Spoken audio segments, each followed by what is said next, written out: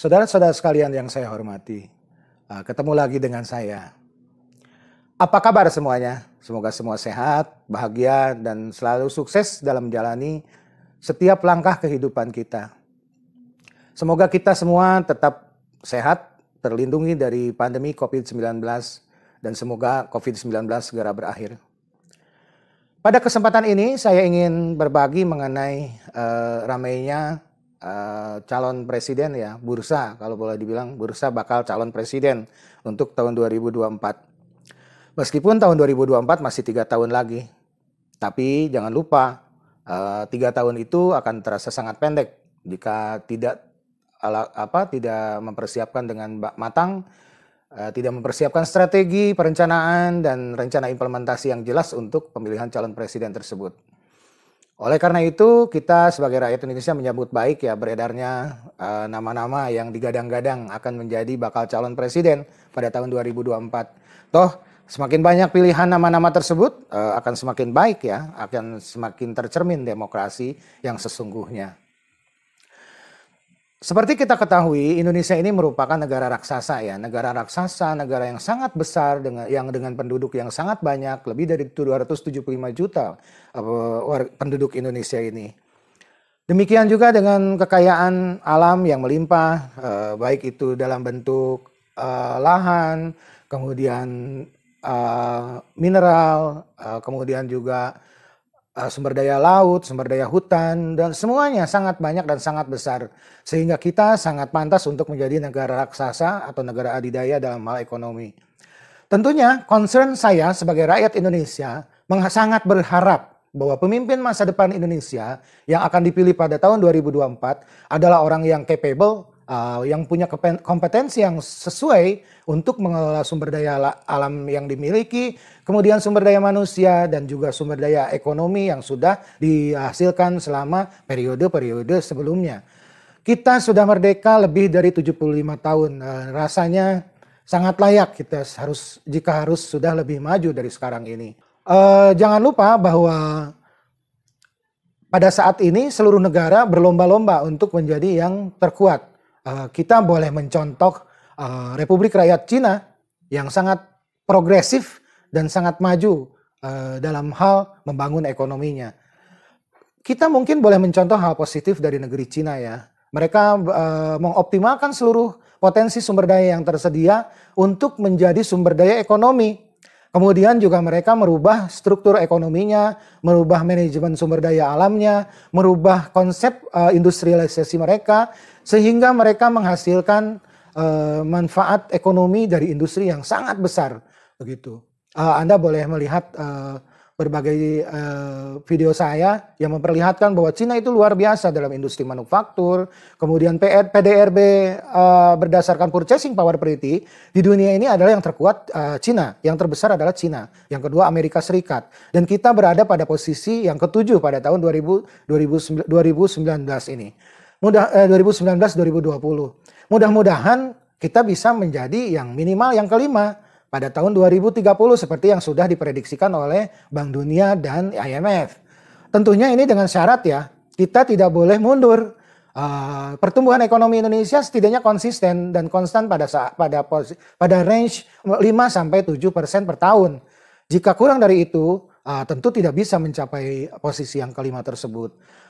Di sisi lain, jika Indonesia memanfaatkan sumber daya secara optimal, baik sumber daya alam, sumber daya manusia, teknologi, sumber daya ekonomi, sumber daya finansial, dikelola dengan baik dan tanpa korupsi, maka insya Allah lah Indonesia pada tahun 2030 dan selanjutnya mungkin bukan hanya ranking kelima dunia, bisa saja menjadi ranking ketiga atau keempat, setidaknya keempat ya. Di sisi lain, dari segi GDP nominal, Indonesia saat ini memang belum menjadi 10 besar. Mudah-mudahan setelah optimalisasi sumber daya, kemudian juga restrukturisasi ekonomi, dan jangan lupa rupiah harus kuat. Nah, mungkin berbagai konsep yang untuk perbaikan bisa dilakukan.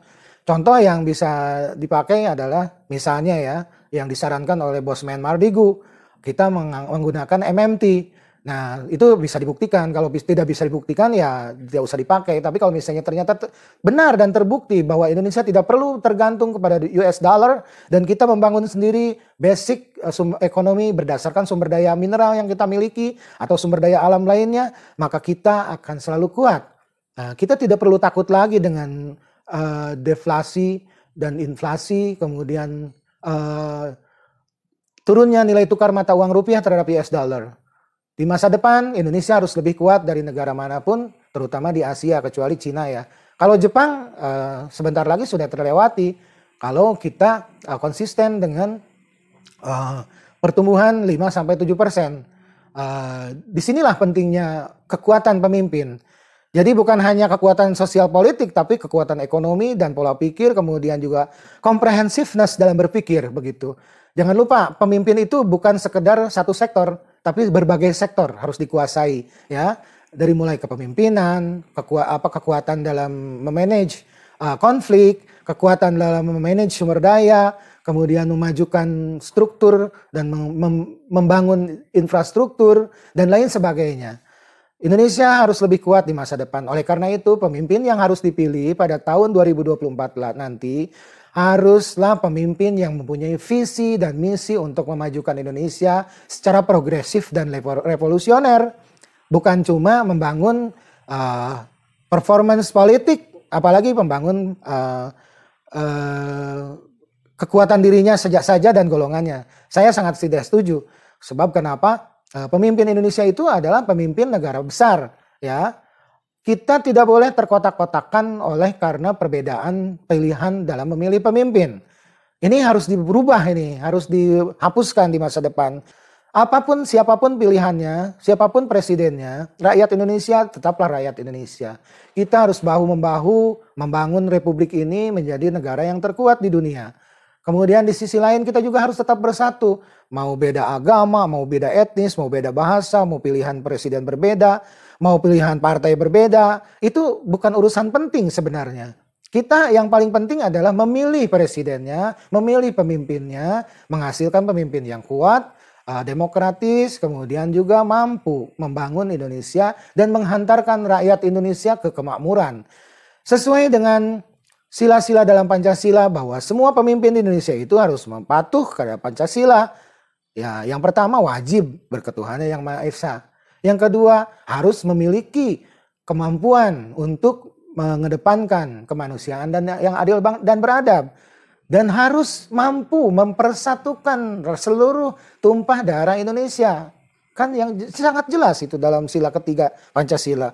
Persatuan Indonesia. Orang Indonesia harus bersatu. Berbeda apapun, perbedaan pilihan, perbedaan agama, perbedaan etnis, perbedaan bahasa. Apalagi kalau cuma pilihan bupati, wali kota, gubernur, atau presiden, atau anggota DPRD, atau DPR RI. Kita tidak boleh terpecah-pecah gara-gara hal sepele seperti itu. Nah, inilah pentingnya pemimpin harus mampu menjaga dan merawat, kemudian membangun persatuan Indonesia. Yang keempat tentunya pemimpin Republik Indonesia harus demokratis ya. Nah, sesuai dengan sila keempat. Yang satu lagi, jangan lupa Presiden Republik Indonesia harus mampu membangun keadilan sosial bagi seluruh rakyat Indonesia. Ini jangan dilupakan. Rakyat Indonesia itu sangat luas. Ya, sangat banyak penduduknya, banyak yang masih berada di bawah garis kemiskinan. Meskipun setiap presiden sudah menyodorkan data bahwa mereka berhasil mengentaskan kemiskinan, tapi tetap saja kan kemiskinan masih ada, walaupun sangat kecil. Nah, ini kalau keadilan sosial bagi seluruh rakyat Indonesia harus ditegakkan, berarti sudah tidak boleh lagi ada rakyat yang miskin begitu. Semua harus makmur dan sejahtera. Tentunya ini parameter dan indikator kemiskinan, kesejahteraan, dan kemakmuran ini harus berdasarkan indikator dan parameter sosial, ekonomi, dan budaya masing-masing ya. Tidak boleh disamaratakan di seluruh Indonesia. Masing-masing wilayah, masing-masing daerah, dan bahkan masing-masing kelompok golongan manusia itu pasti mempunyai standar dan parameter yang berbeda. Begitu. Tapi walaupun demikian, secara umum Presiden Republik Indonesia harus mampu membangun dan meratakan keadilan sosial bagi seluruh rakyat Indonesia. Agar apa? Agar kita semakin kuat menjunjung persatuan dan kemanusiaan yang adil dan beradab. Karena biasanya faktor sosial ini, keadilan sosial ini akan berpengaruh terhadap persatuan dan rasa kemanusiaan, begitu. Jadi, marilah kita bersama mendukung bersama-sama siapapun pilihan presidennya nanti. Kita harus mendukung ya. Kalau sudah dipilih presidennya, kita harus semuanya, seluruh rakyat Indonesia harus mendukung. Tidak boleh lagi seperti ada sekarang, ada yang menyinyir, ada yang menghujat. Nah, kan masalah besar kalau bagi orang-orang yang berperilaku seperti itu. Masyarakat itu harus segera berserah diri ya, menerima dengan ikhlas bahwa pilihannya tidak terpilih begitu. Kita harus mendukung yang terpilih begitu. Di sisi lain kemunculan nama-nama kaum muda ini sangat menggembirakan ya bagi kita rakyat Indonesia. Jangan lupa bahwa rakyat Indonesia harus diberi edukasi tentang politik dan demokrasi. Kita juga harus sadar bahwa republik ini pernah dipimpin dan dibangun oleh kaum muda. Jangan lupa ya. Presiden Soekarno merupakan presiden pertama Republik Indonesia. Usianya juga masih 44 tahun pada saat menjadi presiden Republik Indonesia. Beliau bersama teman-temannya bahu-membahu berjuang untuk memerdekakan Indonesia. Nah, disitulah pentingnya kaum muda. Demikian juga Presiden Soeharto. Pada saat pengambil alihan kekuasaan dan penyerahan kekuasaan dari Presiden Soekarno, beliau juga masih dalam usia yang cukup muda. Belum sampai 50 tahun juga. Begitu. Nah, sangat penting kiranya bagi rakyat Indonesia untuk mengingat ini. Bahwa kaum muda itu sangat potensial untuk memimpin negara ini. Bukan berarti saya tidak percaya pada kaum tua, bukan. Kaum tua itu sangat layak jika menjadi pelindung, penasehat, kemudian yang ikut mendamaikan ya, yang ikut mempersatukan seluruh rakyat Indonesia. Kaum muda bisa memimpin dan kaum tua menjadi penasehat, kemudian menjadi menjadi bapak negara lah, bapak bangsa atau ibu bangsa begitu. Ya. Boleh-boleh saja calon presiden Republik Indonesia dari usia yang sudah di atas 60 atau 70. Tidak masalah kalau selama mereka mampu dan mereka bisa membuktikan. Cuma masalahnya bagi saya adalah bahwa kesempatan itu harus dibuka untuk semua pihak. Jangan pernah ada kata-kata yang dari satu pihak atau dari satu kelompok yang mengatakan, dia masih muda, nggak akan mampu. Jangan pernah. Kita harus ingat masa lalu bahwa Presiden Soekarno, Jenderal Sudirman itu sangat muda. Mereka pemimpin yang hebat begitu. Ya, jangan sampai kita pernah mengatakan bahwa kaum muda tidak bisa memimpin. Mereka belum cukup pengalaman. Ya iyalah, Pak Soekarno juga sebelumnya bukan Presiden Republik Indonesia. Ya, sebelum tahun 45 beliau tidak punya pengalaman jadi presiden. Buktinya dia mampu kok jadi presiden dan sangat disegani oleh seluruh masyarakat dunia ya. Bukan cuma Indonesia, Pak Soekarno itu disukainya, dikaguminya begitu. Jadi saudara-saudara sekalian, mari kita buka pikiran kita, hati kita, pandangan kita untuk memilih presiden di masa depan ya. Saat ini sudah beredar banyak ya menurut hasil survei maupun opini-opini publik yang menghantarkan beberapa nama. Taruhlah misalnya contoh Gubernur DKI Jakarta Anies Baswedan, kemudian Gubernur Jawa Tengah Ganjar Pranowo, Gubernur Jawa Timur Khofifah Indar Parawansa, kemudian juga Gubernur Jawa Barat Ridwan Kamil. Demikian juga ada beberapa tokoh politik di tingkat nasional sebagai contoh Ibu Puan Maharani, kemudian juga Erlangga Hartarto, Agus Harimurti Yudhoyono dan lain sebagainya. Saya kira jika semakin banyak bangsa Indonesia itu dihadapkan pada pilihan calon pemimpin akan lebih baik ya. Demokrasi akan berjalan lebih baik begitu. Jika sudah sampai saatnya nanti pada tahun 2024 kita melakukan pemilihan presiden, seluruh rakyat Indonesia harus bersukacita menyambut pesta demokrasi ini. Rakyat harus mampu mengedepankan persatuan dan kesatuan. NKRI ini harus dirawat dengan baik. Jangan sampai gara-gara pilihan presiden, orang berbeda-beda pendapat terus akhirnya menjadi berbeda pula dalam pola kehidupan sehari-hari. Jadi, kita harus merubah pola pesta demokrasi. Kita harus sukacita, kita harus senang memilih calon presiden. Kemudian tidak boleh lagi ada yang namanya perseteruan, apalagi sampai berujung pada intimidasi, apalagi sampai pada kekerasan. Indonesia harus mulai berubah. Rakyat Indonesia harus diedukasi terus-menerus. Dan ini pentingnya peran tokoh-tokoh politik di tingkat nasional, baik yang berusia muda maupun yang berusia tua. Marilah membiasakan diri berdemokrasi dengan senang hati, dengan bergembira, dan dengan pikiran yang jernih. Jangan sampai kita memilih sesuatu karena karena membabi buta ya, menyintai atau menyukai seseorang, atau karena intimidasi, itu juga tidak boleh. Kita harus dengan senang hati dan ikhlas memilih pemimpin ya. Pemimpin Indonesia ini harus menjadi orang yang sangat kuat ya, harus superpower, karena negara Indonesia secara ekonomi seperti yang sudah saya katakan tadi adalah negara superpower dalam bidang ekonomi. Dari landasan berpikir ini, bahwa seorang pemimpin harus mampu membangun dan menggerakkan ekonomi Indonesia, maka saatnya rakyat Indonesia harus memilih seorang pemimpin yang memang harus dipilih ya, yang dasar pemilihannya itu sendiri bukan karena kecintaan yang membabi buta atau kesenangan atau ajakan dari teman, atau karena bentuk fisik atau lainnya, itu sangat berbahaya ya. Jadi harus diukur kemampuan pemimpin tersebut dalam mengelola suatu wilayah, apalagi negara ya. Ya tentunya ini pengalaman-pengalaman mereka di masa lalu boleh menjadi dasar pemikiran untuk memilih. Siapapun yang terpilih nantinya, tentunya seluruh rakyat Indonesia harus saling mendukung ya, tetap mendukung yang terpilih. Begitu. Dan jika ada partai oposisi, ya partai oposisi juga boleh memberikan kritik dan lain sebagainya, tapi dalam kerangka adalah untuk memperbaiki ya, untuk memperbaiki. Misalnya ada kesalahan yang fatal bagi Republik ini, ya partai politik yang beroposisi ya tentunya berkewajiban untuk memberikan masukan, saran atau mengkritik.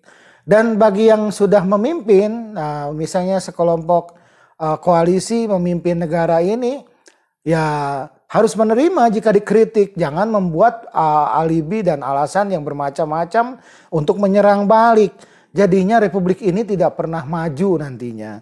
Ya, jika sekelompok orang selalu berbeda pendapat dengan kelompok orang yang lainnya, begitu. Kemudian komposisi dalam pemilihan calon presiden nanti.